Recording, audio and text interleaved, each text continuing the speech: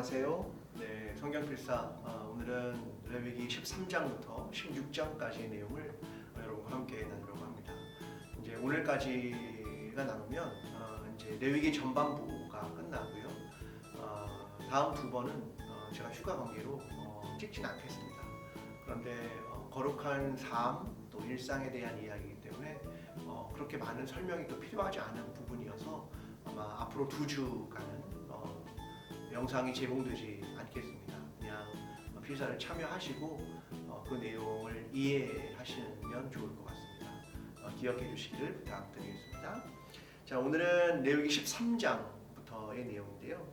피부병에 대한 얘기입니다. 이것이 이제 한센병이라는 것과 연관되기도 하지만 결국은 사실은 피부병에 대한 그런 이야기를 다루고 있습니다.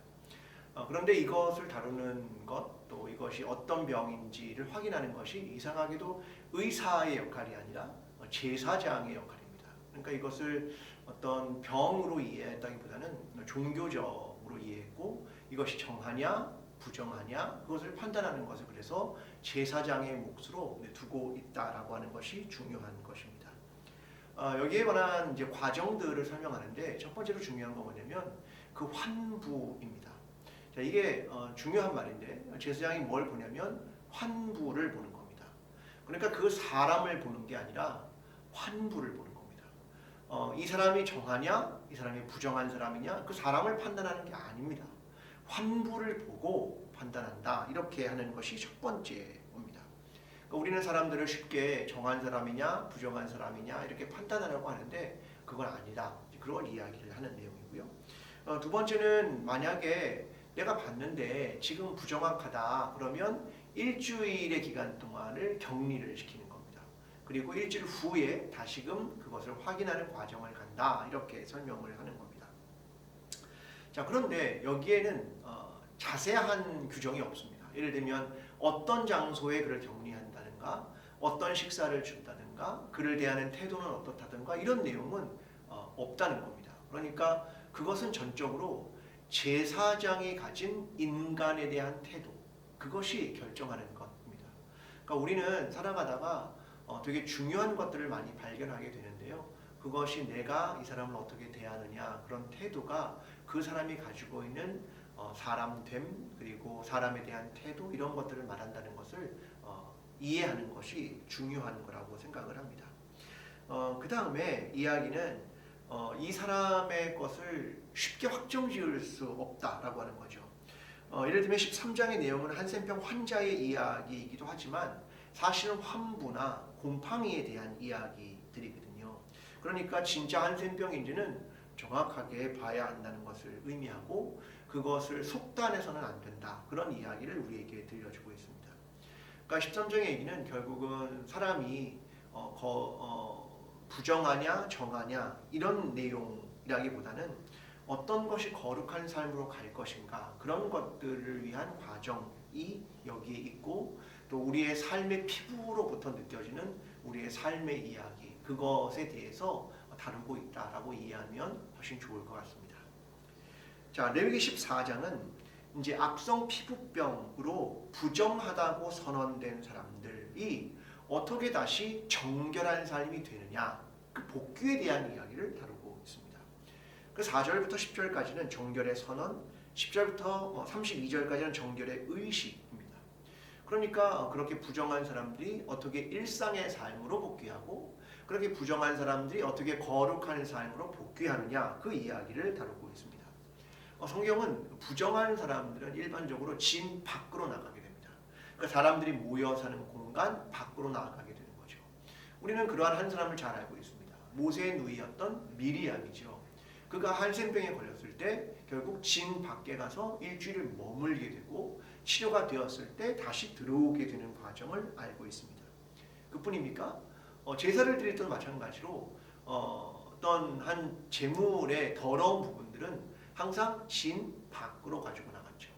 그래서 사람들은 어떤 형벌을 치를 때도, 누구를 돌로 쳐 죽이거나 어떤 사형을 집행하는 때도 결국은 진 안이 아니라 진 밖으로 나아갔습니다. 예수 그리스도도 골고다라고 하는 것이 영문 밖에 있다라고 히브리서가 말하는 것하고 같은 맥락입니다. 그런데 관심을 갖는 날이 하나 있는데요. 여덟째 날이라는 표현을 씁니다. 여덟째 날이라고 하는 것이 성경에 등장할 때마다 우리가 이해하면 좋은 것은 새로움이라고 하는 겁니다. 그러니까 하나님께서 창조를 일주일간 7일 동안 하시고 나서 그 다음 날은 사실은 8일째라고 하는 건 첫째 날이거든요. 이게 순환적으로 돌기 때문에 그렇죠. 그러니까 이제 여덟째 날이라는 건 새로움의 시간으로 이해하면 훨씬 더 이해가 쉬울 것 같습니다. 그러니까 하나님 결국 원하는 건 내가 정하냐 내가 부정하냐 이걸 판단하고 싶은 게 아니라 결국 그를 다시금 거룩한 삶으로 복귀시키고 일상의 삶으로 복귀시키고자 하는 것이 하나님께서 레위기를 통해서 주시고자 하는 말씀이다 라고 이해하면 좋을 것 같습니다. 자, 레위기 15장은 유출병에 대한 이야기를 다룹니다. 성경에서 피 그러면 당연히 창세기 9장 5절에 말하는 것처럼 생명입니다. 피란 생명이다. 그래서 피를 흘린다 라고 하는 건 별로 좋지 않은 겁니다. 이런 유출 증세가 있는 사람들, 그 사람들은 무엇을 만지면 오염을 시킨다 라고 이야기하는 겁니다. 그래서 그 사람이 사용하고 만진 것이 오염이 되고 또다시 그것을 만지면 2차 오염이 된다. 그 얘기를 해주고 있습니다. 그 사람들은 옷을 빨고 목욕을 하고 제사를 드립니다.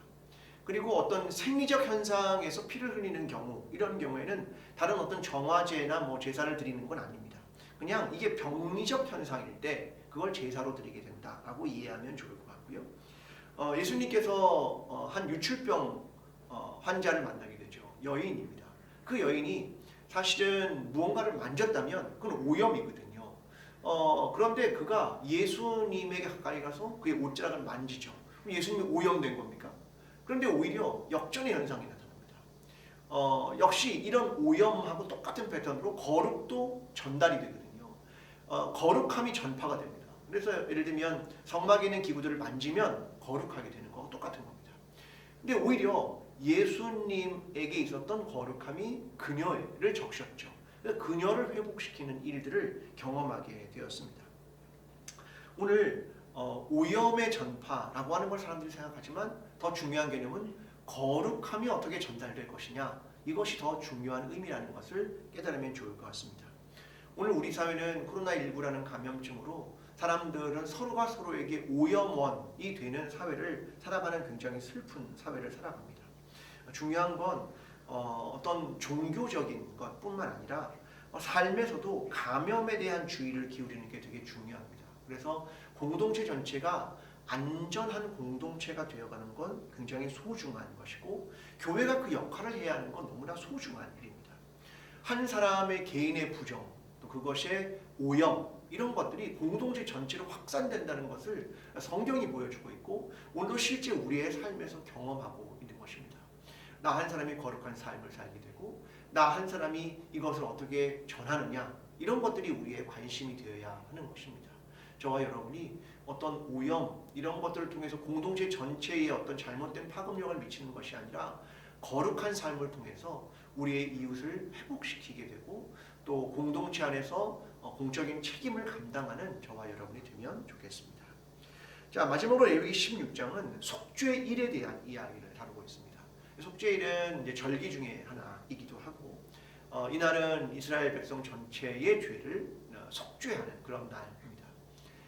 그런데 이 속죄일에 굉장히 독특한 일이 벌어지죠. 그건 뭐냐면 대제사장이 지성소에 들어가서 법궤에 가서 피를 뿌리게 되는 그 일이 거기에 일어납니다.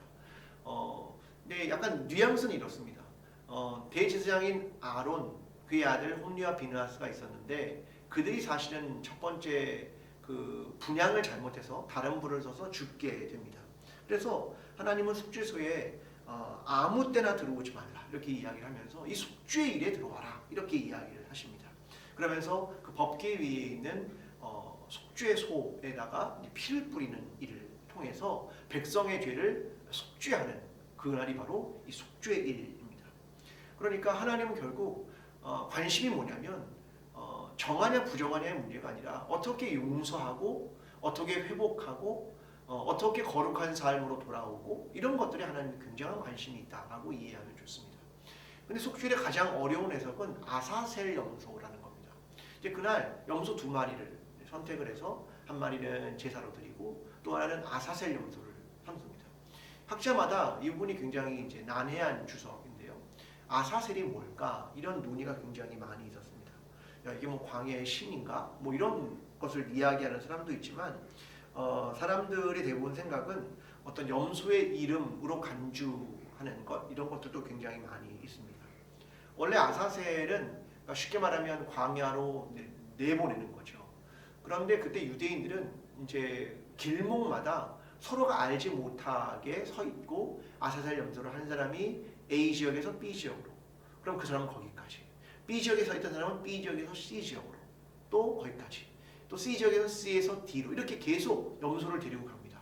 그래서 사람들도 이 염소가 어디로 갔는지를 마지막 사람 이외에는 아무도 모르는 겁니다. 그렇게 이 염소를 광야로 내보내는 일을 했던 것이 이 속주일의 아사셀 염소라는 것입니다. 이건 아마 이제 사람들의 이해는 이런 거죠. 우리가 마치 어떤 더러움을 밖으로 버리는 듯한 그런 느낌을 주는 것이 아마 아사셀 염소가 가지고 있는 의미가 아닐까라고 사람들은 추측하고 있습니다. 자, 결국 레위기는 그런 것 같습니다. 넌 부정해, 넌 잘못됐어. 그것을 누군가에게 정죄하기 위한 게 아니고 결국은 레위기의 말씀은 내가 거룩한 삶으로 살아가는 하나님의 백성으로 어떻게 살아가고 너의 죄를 어떻게 용서하고 그리고 어떻게 정결한 삶을 살아가는가, 이것이 하나님께서 레위기를 통해서 거룩이라고 하는 것을 우리에게 계속해서 도전하고 계신 것입니다. 오늘 저와 여러분의 삶도 하나님의 백성답게 거룩한 삶으로, 정결한 삶으로, 회복된 삶으로 나아가는 저와 여러분의 삶이 되면 좋겠습니다. 이번 한 주간도 우리가 거룩한 삶을 일상에서 살아가는 저와 여러분이